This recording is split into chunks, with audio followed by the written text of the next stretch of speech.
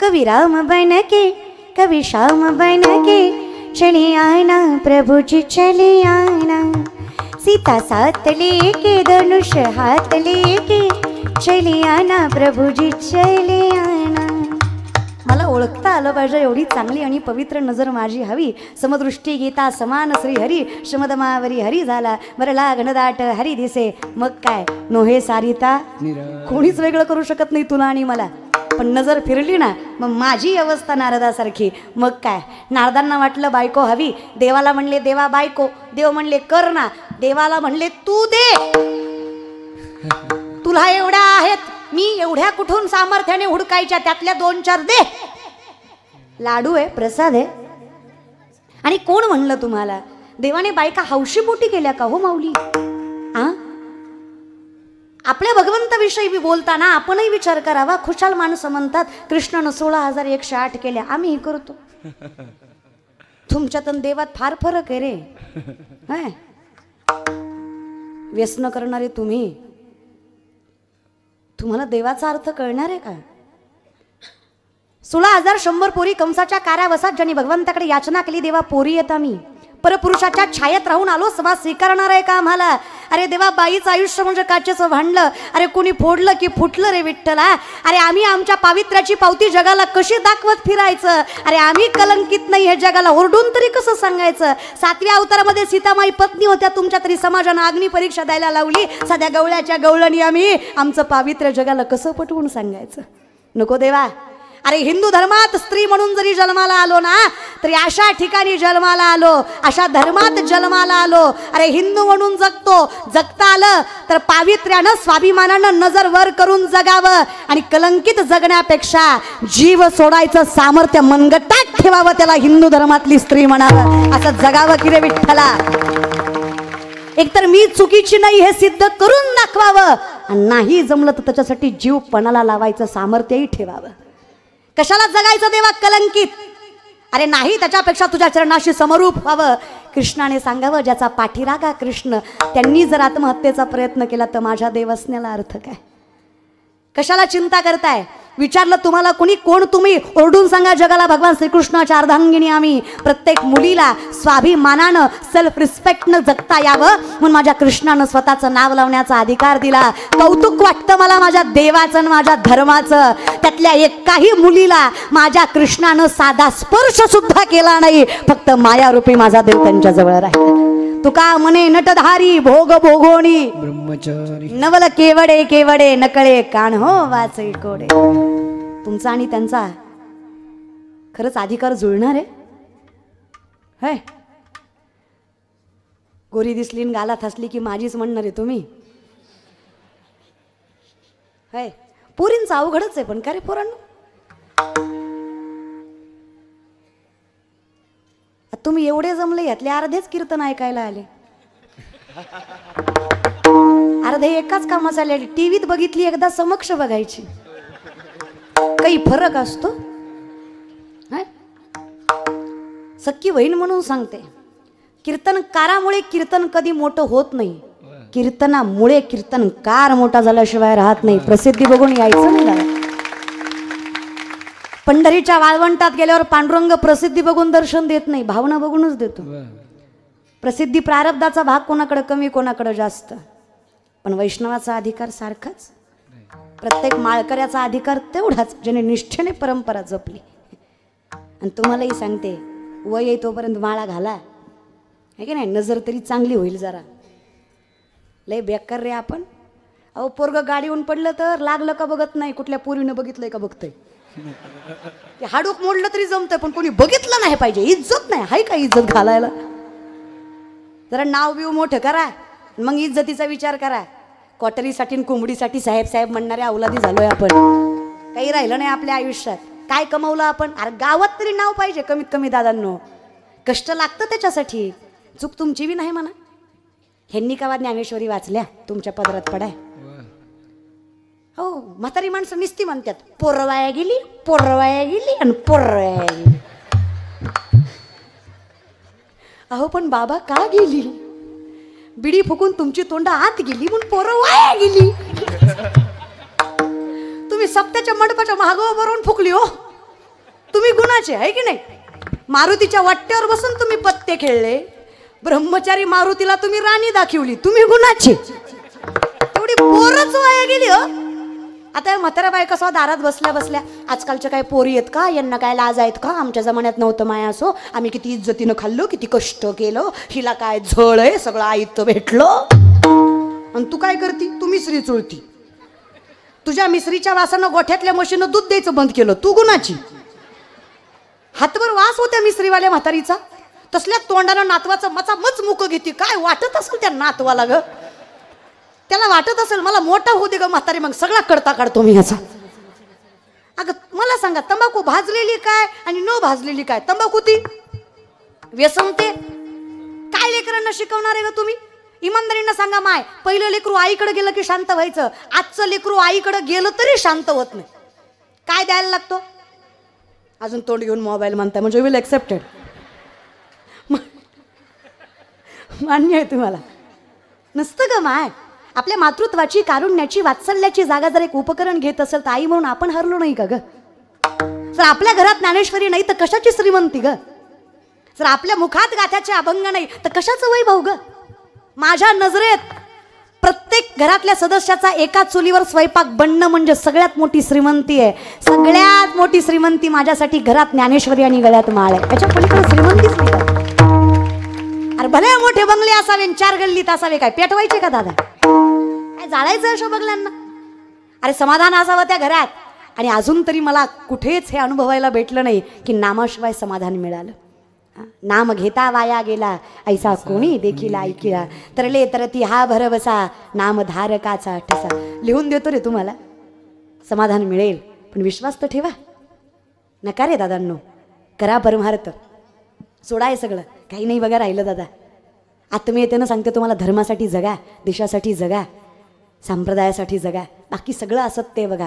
सत्य तू विठ्ठला, बाकी सगळा जगत भास आहे, इमॅजिनेशन आहे, कल्पना आहे. कोणाच्याही नादी लागून असे व्यसन करत जाऊ नका.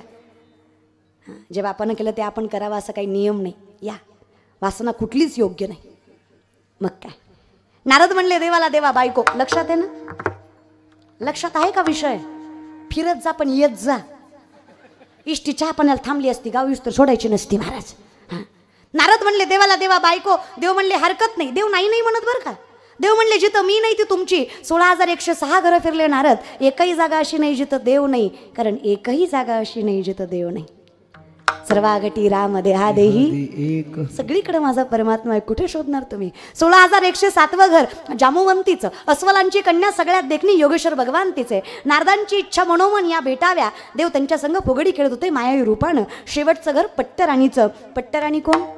रुक्मिणी आई साहेब. तुळशीला पाणी घालत होत्या. नारदांनी पाहिलं देव दिसतायत का? देव कुठंच दिसले नाही. नारदाच्या मनात लाडूच फुटले. नारद म्हणले अशी तशी नाही, पट्टराणी आपली. नारदांनी लांबनच हाक मारली, रुक्मिणी.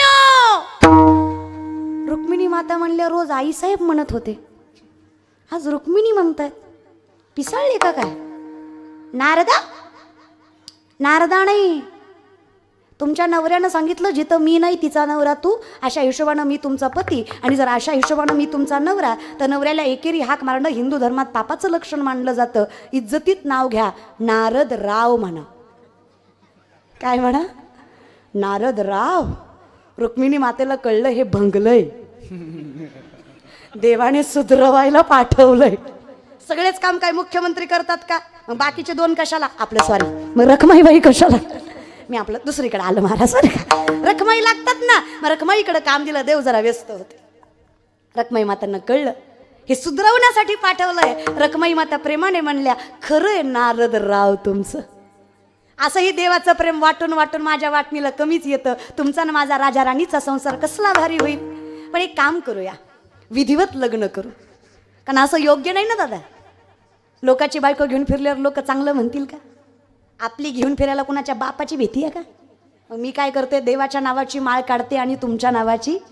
चुकीचं वागायला नको धर्मात. मग काय करावं?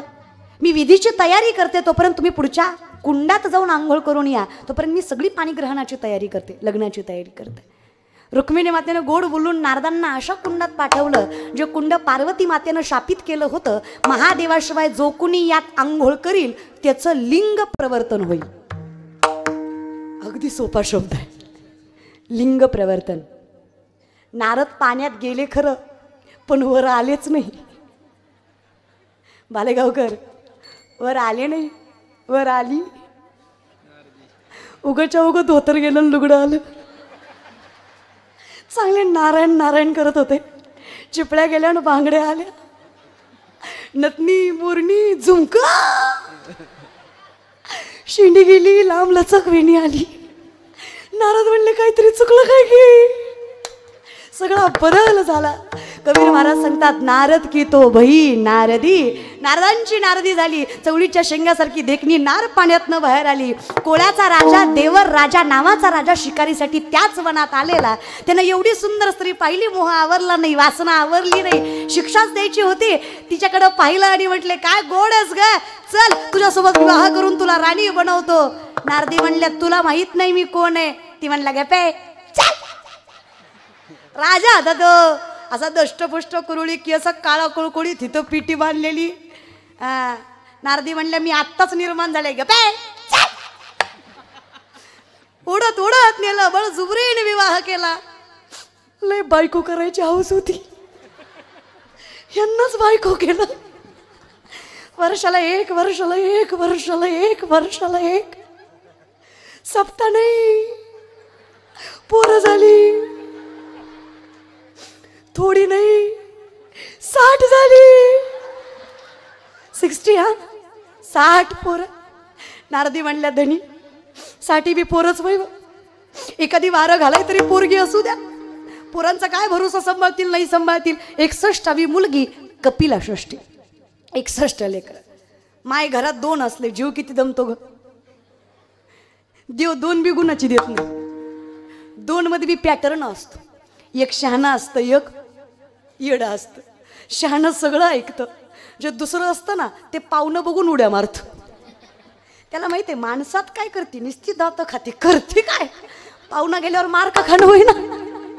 माय 2 एवढी तरा, 61 किती असेल. नारदी म्हणली, एक खातं, एक उठतं, एक बसतं, एक झोपतं, एक रडतंय, कटा. असली जनावर सांभाळण्यापेक्षा मेलेलं बरं. कवर असते म्हणली संसार. कंटाळला जीव, रातच उठला, कुंडात उडी मारली, जीव दिला, मेली नाही, जागेवर आली. शिंडी शिंडी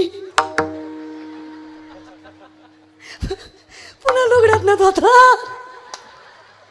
नारद म्हणले, सुटलो काय गे. पुन्हा काहीतरी व्हायच्या आधी पटविने पाण्याच्या बाहेर आले. गळ्यात तिनं आता चिपल्या, नारायण नारायण म्हणले, हेलय बरं. रुक्मिणी आईसाहेब दारातच हार घेऊन उभा होते. प्रेमानं म्हणल्या, नारदराव. नारद लांबनं म्हणले, नगे. कशाचा नारदराव, रावच ठेवला नव्हता तुम्ही नारद. आईसाहेब, आईसाहेब, आईसाहेबच बरे. पण मी काय म्हणतो, चुकलं होतं तर तोंडानं सांगायचं, फार चुकलं होतं 2-4 हाणायच्या. 61 बाळातपणा, तेवढी बरे कळा, फार सोसलं ग. मला खरं सांगते, मला हसू नारदांचं येत नाही, मला काळजी तुमची वाटते. शेवटी ते नारद होते, अधिकारी होते. त्यांचं एकदा चुकलं तर एवढं भोगावं लागलं. तुमचं आतापर्यंत किती बरं चुकलंय, कसं होईल तुमचं. पण काळजी करू नका दादा, मागे झाले पाहू नका, पुढे जामीन आहे तुका. आजपर्यंत जे झालं ते झालं, इथून पुढे दृष्टी न फिरे. भगवंताशिवाय कुठं नजर जाता कामा नये, देवाशिवाय कुठं मन रमता कामा नये. एवढी अवस्था झाली ना विठ्ठला. आवडीचं काय घेऊन बसलात. तू सुंदर आहेस म्हणून मला तू आवडतोस हा भ्रम बाळगू नकोस. मला तू आवडतोस म्हणून तुझ्या इतकं मला सुंदरच काही दिसत नाही, ही माझी भावना आहे, लक्षात घ्या. तू सुंदर आहेस म्हणून आवडतोस का, नाही, तू आवडतोस म्हणून सुंदर दिसतोस. इथं विचार कर, प्रॅक्टिकली व्यावहारिक विचार करायला गेलं तर देखणं कोणाला म्हणावं, जो रंगाने गोरा अंगकाठीने चांगला, तसा तू सावळाच की रे विठ्ठला. पण मला माहित आहे तुझ्या दिसण्यापेक्षा तुझा स्वभाव माझ्या विठोबाचा कैसा प्रेम भाव आपणची देव होय गुरु. तू म्हणजे कसा आहेस ना विठ्ठला, साधा वया भक्ती काज नाही लाज धरीत. हे अनुभवलं विठ्ठला तेव्हापासून माझे चित्त तुझे, आणि जसं माझं मन तुझ्या चरणी लागलं ना, आता हे मन वासनेत गुंतत नाही.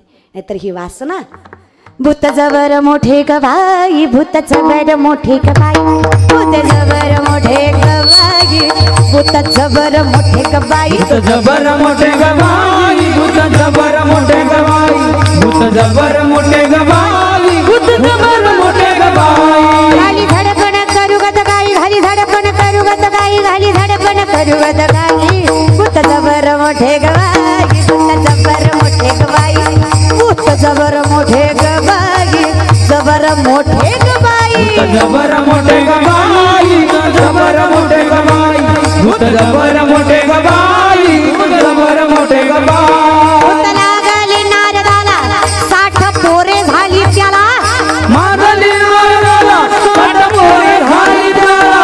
भूत लागली नारदाला 60 पोरे झाली त्याला, भूत लागली नारदाला 60 पोरे झाली त्याला.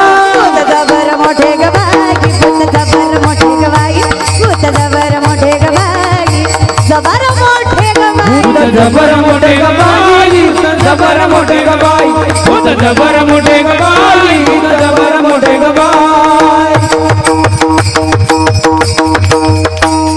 भूत जबर मोठे गवाई, खाली झडपण करू गत काय. हे बेकार भूत दादा, त्याच्यापेक्षा पंढरीचे भूत मोठे आल्या गेल्या. हे भूत लागावं आम्हाला. भूत लागलं अहंकाराचं, कल्पनेचं, वासनेचं. सगळ्यात मोठं भूत म्हणजे आमच्या डोळ्याला चुकीचं योग्य दिसतं. असत्य सत्य मानतो आम्ही. तुका म्हणे कैसे आंधळे हे गेले विसरून खऱ्या देवा. आम्हाला खरं दिसतच नाही रे विठ्ठला. नामदेवराय सांगतात ना, लटके झाले कटके तिथे गाडग्या एवढी राळी, लटके झाले कटके तिथे गाडग्या एवढे राळे, उडत चिमणी चरत चाले तिचे वाटी एवढे डोळे, उडत चिमणी चरत चाले तिचे वाटी एवढे डोळे, लटके झाले कटके तिथे गाडग्या एवढे राळे, लटके लटके झाले कटके तिथे गाडग्या एवढे राळे, लटके लटके झाले कटके तिथे गाडग्या एवढे राळे, लटके लटके झाले कटके गाडग्या एवढे राळे. हे नामदेवरायांचे कोट अभंग. हे कुटून कुटून किती बी कुटले तरी कुटूनच कळत नाही. त्याला कुट म्हणायचं महाराज. खोड करू मुंगी व्याली शिंगी झाली तिचे दूध किती, 17 रांजण भरले पिले 12 हत्ती. कोण व्याली? मुंगी. तिचं दूध 17 रांजण. कुणाचं? मुंगीचं. पिले किती? 12 हत्ती. कुणाचं दूध? हां करा सप्ते. काय ढेकळं वेळ लागणार आहे माऊली. म्हणात कासव गीत गाय. कोण? कासव. आणि काय शिवरंजनी गातो? कासव म्हणतो दादा, त्याला बोलता नाही येते, त्याचा आवाज नाही, तो गाईल कसा? नाही, कलियुगात गातो. आम्ही खोटं नाही बोलत. लोक म्हणले महाराज आहात ना, आम्ही लटकेची न बोलू वर्तमान खोटे. विष्णुदास नामा म्हणे ऐसी यांची ख्याती, लटके जे बोलती पूर्वज नरका जाती.